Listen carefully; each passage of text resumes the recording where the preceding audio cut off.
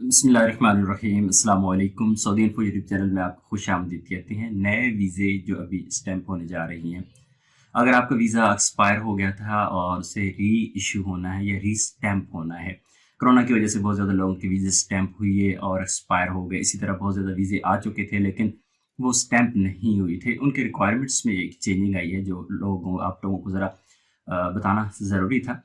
Requirements के हवाले से बात करते हैं। एक नई चीज़ ऐड उसमें हुई है तो थोड़ा-सा मैं आप लोग को यहाँ पे वज़ाहत कर दूँ, क्योंकि ये सवाल यहाँ पे आएगा कि नए वीज़े स्टैम्प हो रहे हैं या नहीं हो रहे। कराची में नए वीज़े स्टैम्प हो रहे हैं, इस्लामाबाद में अभी तक कन्फर्मेशन नहीं है। पुराने वीज़े जितने भी एक्सपायर हो चुके थे वो दोबारा से जो है वीज़े लग रहे हैं, अपडेट हो रहे हैं। आज भी एक वीज़ा अपडेट हुआ है, मैंने खुद उसको चेक किया तो ये कन्फर्म है।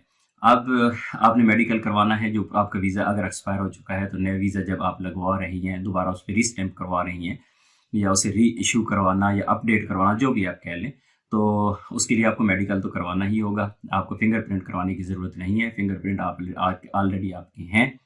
तो और प्रोटेक्टर के हवाले से मुझे आज ही न्यूज़ मिलेगा, आपको प्रोटेक्टर जो है रिन्यू करना होगा, लेकिन मैं कंफर्म करूँगा, उसके बाद ही बता पाऊँगा कि प्रोटेक्टर को दोबारा से जो है रिन्यू करना है या नहीं। अब आ जाते हैं इस वीज़े पे। जिन लोगों के वीज़े एक्सपायर हो गए थे और दोबारा अभी री स्टैम्प हो रहे हैं या री इशू हो रहे हैं या कैंसिल करने के बाद दोबारा स्टैम्प हो रही हैं, उनके लिए तो नहीं है। लेकिन जिनका वीज़ा पहली दफ़ा स्टैम्प हो रहा है, आप पहली दफ़ा सऊदी अरेबिया के लिए सफ़र करना चाह रहे हैं, आपका नया वीज़ा है, तो आपके लिए जो ज़रूरी चीज़ है वो है बैंक अकाउंट।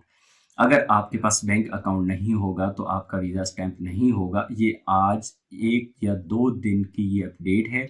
अभी रिक्वायरमेंट है सऊदी एम्बेसी की जानिब से।